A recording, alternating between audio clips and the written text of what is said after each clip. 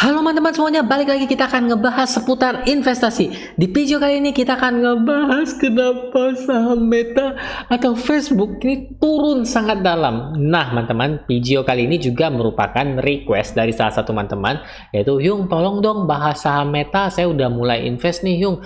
Nah saya kan sering pakai aplikasinya, saya doyan pakai aplikasinya, jadi saya invest di saham Facebook atau Meta ini. Oh iya teman-teman, sebelum masuk ke video lebih lanjut, saya memberitahukan kepada teman-teman, sekarang investasi di saham luar negeri, di saham bursa AS ini teman-teman, nggak perlu modal gede lagi ya teman-teman ya, karena cukup $1 saja teman-teman sudah bisa beli saham di bursa Amerika. Yaps, menggunakan aplikasi GoTrade. Link downloadnya ada di bawah, dan bagi teman-teman yang udah download, boleh saja gunakan invite token yang ada di atas ini supaya teman-teman dapat bonus $2. Oke, jadi kita langsung saja masuk ke video. Nah teman-teman, saya munculkan layar penurunan metanya terlebih dahulu di sini ya teman-teman. Oke, jadi ini adalah pergerakan harga Meta. Nah ini turunnya agak dalam, teman-teman udah lihat nggak? Udah kelihatan kan? Ini ada dasar jurang yang turun ya. Kalau ini kita lompat ya otomatis ya, tinggal nama doang ya. Dari harga $323 per lembarnya, turun sampai paling dalam itu di $219,55 ya, sekitaran 220 ya teman-teman ya. Nah, di sini ada beberapa penyebab penurunan Meta atau Facebook. Yung, coba scroll di bawah Yung udah loss berapa? Saya udah loss banyak teman-teman. Mau dilihat ya teman-teman ya, kita scroll turun ke bawah sedikit. Ya, saya sudah minus 31,56% atau sekitaran $40 dari hasil investasi saya di saham Meta ini. Balik lagi ya teman-teman ya, tetap semangat, jangan menyerah, kita lanjut lagi. Jadi ada beberapa faktor yang menyebabkan penurunan saham Meta atau Facebook ini.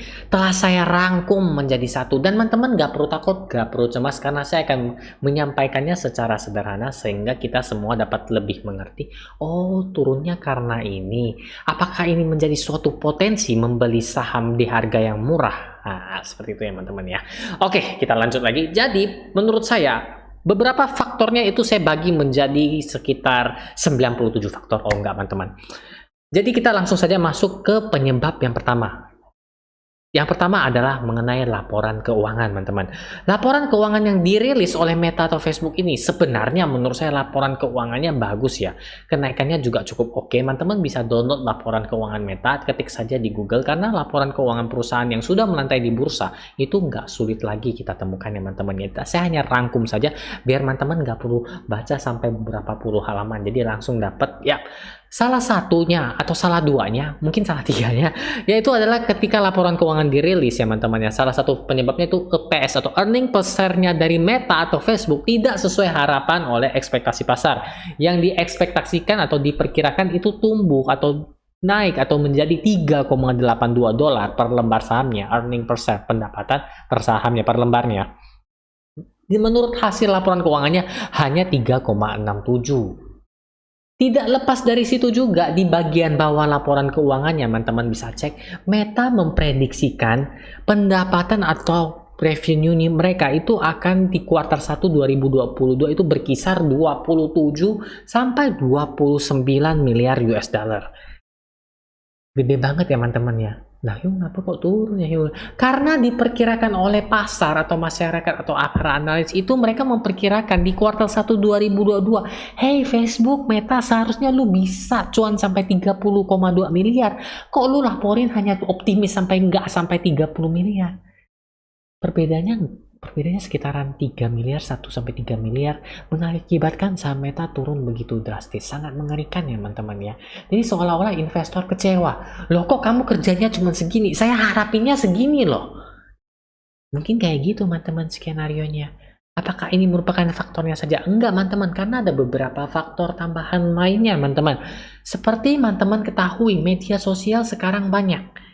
Teman-teman mungkin senang yang lihat yang kayak gini-gini, yang bergoyang-goyang itu. Yap, benar, salah satu rivalnya adalah TikTok. Kemudian juga rivalnya juga merupakan YouTube yang teman-teman lagi nonton sekarang. Teman-teman lebih suka nonton di media sosial yang mana? Teman-teman coba komen, drop deh ya. Drop komen di bawah ya. Teman-teman suka yang mana? Sekarang kita nge-pooling, benar nggak sih? Karena menurut datanya itu Facebook atau Meta kehilangan 500.000 pengguna hariannya. Menurun seperti itu ya teman-teman ya. Nah, jadi sekarang teman-teman komen nih, Yung, saya sih sukanya pakai YouTube karena saya seneng lihat muka Yung di YouTube. ini juga merupakan suatu hal yang bagus. Yung, enggak, Yung, saya lebih suka TikTok. Enak sih, goyangannya sekali nonton bikin adem. Ini juga bisa menjadi salah satunya. Dan masih banyak lagi ya teman-teman ya. Kenapa pengguna itu malahan menurun atau pergi ke platform lainnya? Apakah habis sampai di sini saja teman-teman? Tidak, karena ini menurut saya penyebab berikutnya yang juga merupakan krusial atau sangat berpengaruh terhadap penurunan harga Meta atau Facebook. Yap, benar. Penyebab lainnya adalah bagi teman-teman yang menggunakan iPhone, ya teman-teman ya. Siapa yang pakai iPhone? Komen di bawah.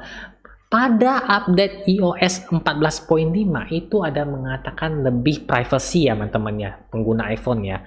Nah, apa hubungannya? Yung kan lebih privacy, lebih bagus. Nah, jadi secara singkatnya teman-teman, iPhone dengan update terbaru itu dia memproteksi atau memberi istilahnya ada rintangan-rintangan kesulitan bagi yang install aplikasi Facebook di dalamnya. Mereka jadi kesulitan nih si Facebook ngambil data dari kita karena lebih privacy sama iOS atau update nih. Hey, lu mau ngapain lu lihat ke sini? Terus pergi-pergi.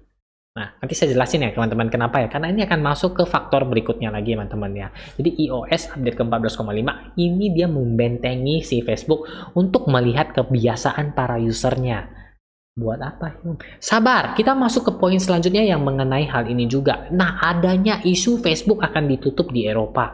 Kenapa? Karena ada peraturan di Eropa. Sebenarnya peraturan-peraturan ini sudah sering kita dengar ya teman-teman. Tapi sekarang naik lagi peraturannya karena di Eropa itu ada peraturan mengenai data yang terbaru, yaitu ingin membatasi perusahaan US untuk saling transfer data ya, seperti itu kurang lebih ya teman-teman. Jadi intinya itu berhubung juga seperti pada iOS yang di poin atas tadi, di mana perusahaan-perusahaan US itu akan lebih untuk sharing datanya itu lebih diperketat, lebih dibatasi, lebih privacy lagi.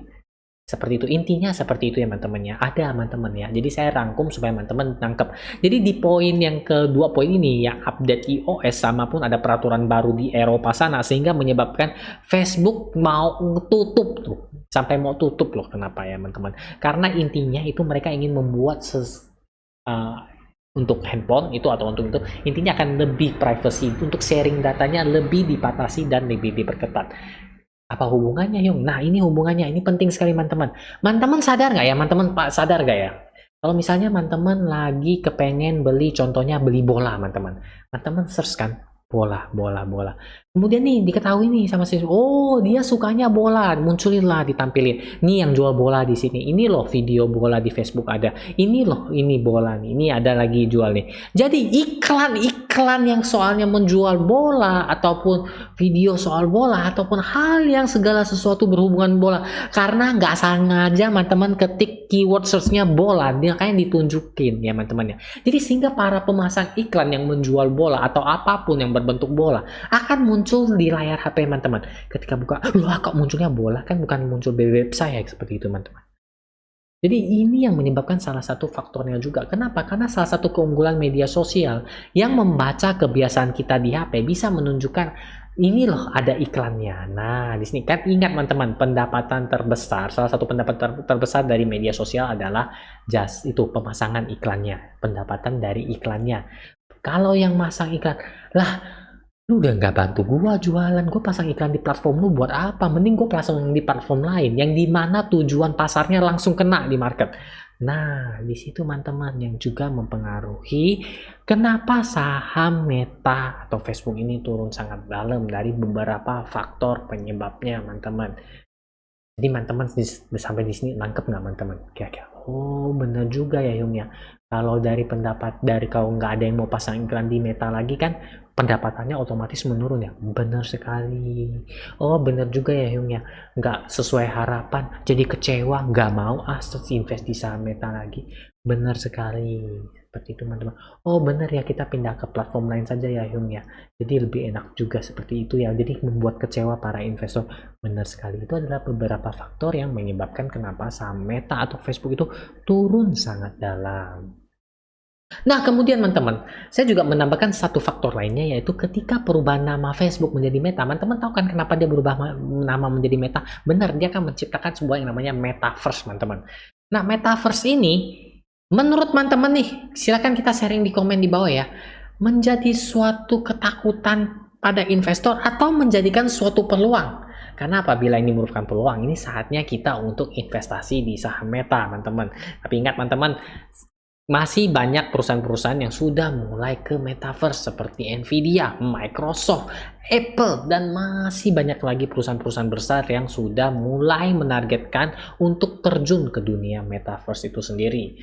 Dan teman-teman, kabar gembiranya, perusahaan-perusahaan besar ini yang sudah listing di Bursa Amerika, teman-teman sudah bisa mulai investasi hanya dengan $1 saja. Di mana teman-teman? Di aplikasi GoTrade, di mana linknya sudah ada di kolom deskripsi. Teman-teman cukup minimum deposit $10 saja, teman-teman bisa milih 10 saham yang teman-teman suka. Nah, teman-teman, karena pembeliannya hanya mulai dari $1 saja, dan apabila teman-teman yang sudah install boleh menggunakan invite token di atas, sehingga teman-teman dapat bonus $2 yang langsung bisa digunakan untuk beli saham.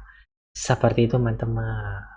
Nah, bagi teman-teman yang punya pertanyaan, bingung, ataupun request, silakan juga drop komen di bawah, teman-teman ya. Yung bahas ini dong, boleh drop saja ya, teman-teman, ya nggak masalah. Kita sharing bersama. Oke, jadi saya rasa sekian dulu video kali ini. Nantikan video-video saya berikutnya. Akhir kata, jajang.